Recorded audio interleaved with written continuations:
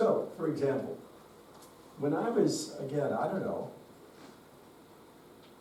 about probably 18 or 19, I'm guessing, I just had this hunch, I guess it was an inner feeling, desire, that I wanted to help people. Okay? I wanted to help people. So I thought, well, that's my life, I could be a life goal. I want to spend my life helping people. And I'm at 18, I was, it wasn't like a very complicated, it was like, that could be something I could do the rest of my life. So, once you, and I'd say it can be very general, that's very, how do you help people? Well, any number of things. You could be a psychologist, you could be a doctor, you could be a pastor, you could be a missionary, you could be work in relief and development. There's a gazillion things you could do that would fit into and help you establish your life goal of being able to help people. So you guys are at the starting end of your life. All of you, what's the oldest, 25 or so? 27. Okay.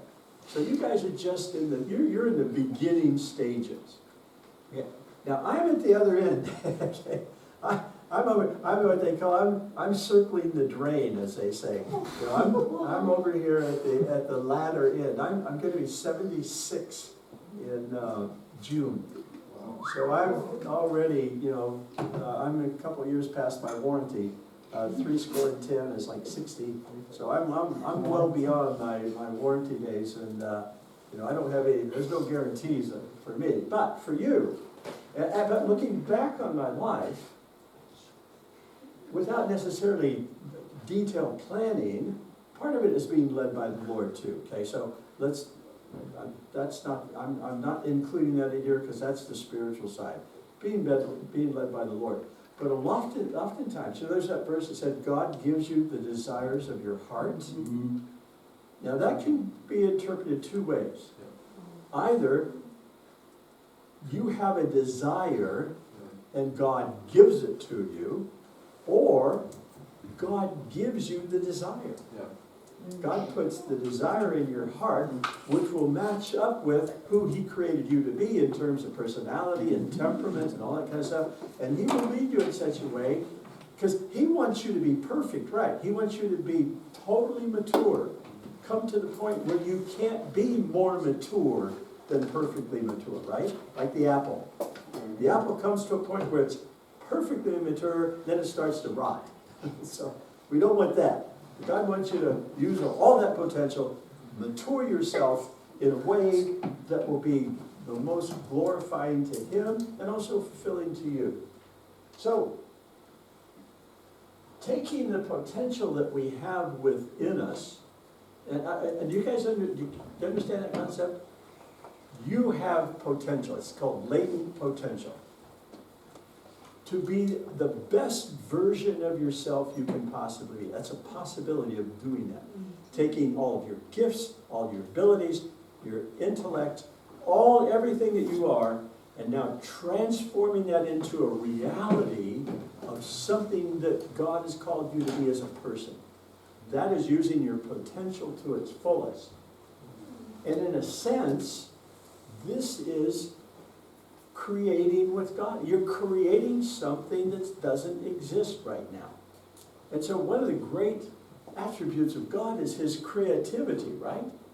Well, part of that reflects in us as human beings as we have the creative power now of taking that latent potential, the potential that's just there, and transforming it, creating something new out of it that will eventually be absolute perfection in terms of God's gifts that He's given us. Okay? Question, Jeff. How do you prevent striving?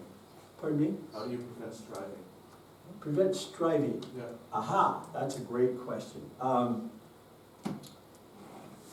Striving is defined. There's a couple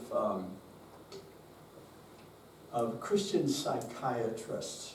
They had a clinic called the Minnesmeyer Clinic, and they wrote a bunch of books. And one of them is compulsions that Americans applaud. It has to do with striving to get, the striving factor. And striving is when you are extraordinarily committed, working hard at achieving a specific goal. Beyond working hard, it's like you're obsessed with it. And so the difference between striving and being called, like with God, calling is you walk into it naturally. Now you're still a discipline, you're still working hard, you're still all these things, but there's a relaxedness about it. Striving is often driven by anxiety and fear of failure. That's usually what causes striving, is the fear of failure. Yes, What was it again? I don't remember either. you right? I don't remember my name You either. Astrid. Astrid, yeah. I think it's just very, as long as we focus on God, getting to know ourselves, how God has created us to be with our gifts, and just surrender it to God, and He will give you the right things to focus on in the right season, because He has the perfect timing, and you can't obviously not like fix everything or try to be this and this and this and this, but just like focus on God, and He will tell you, right now you need to work on your pride, right now you need to do it.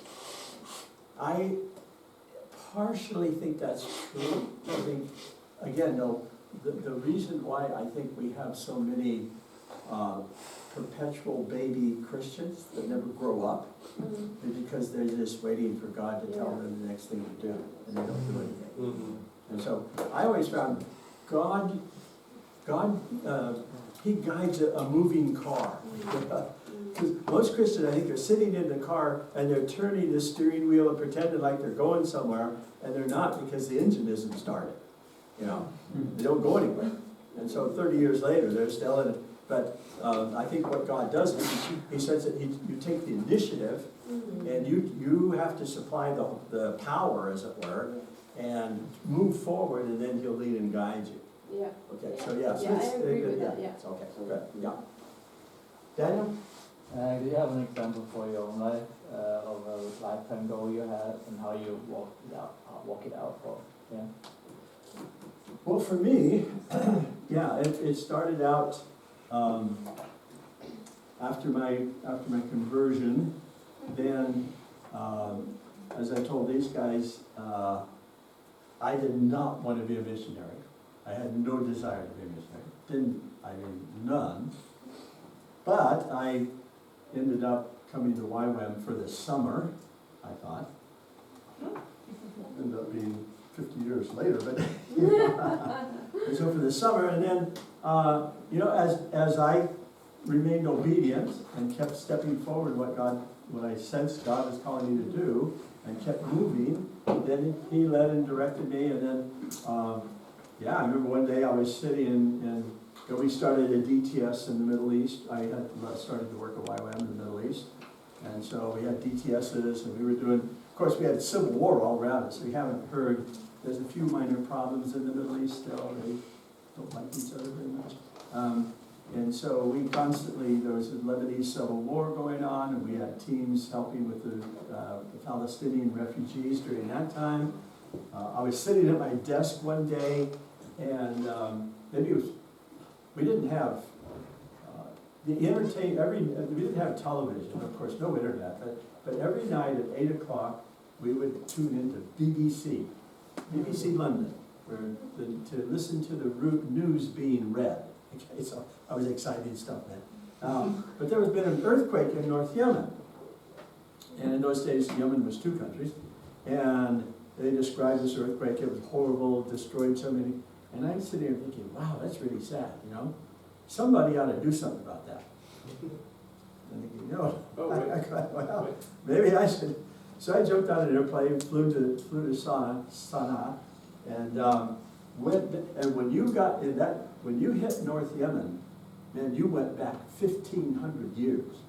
I mean, it was when you got outside of the capital city, man, it was like the culture was like it was 1,500 years ago, nothing changed. So the buildings, of course, were made out of clay, and when the earthquake hit, it just, and I remember standing there watching this old man, I assume he's a grandfather, with his hands digging through the rubble, looking for his kids, grandkids, you know, so. And so then I said, well, sure, you can do something. So I went back, and we set a team, and then we started doing more relief and development work, and finally I created an organization called Middle East Relief Services, Incorporated, Mercy.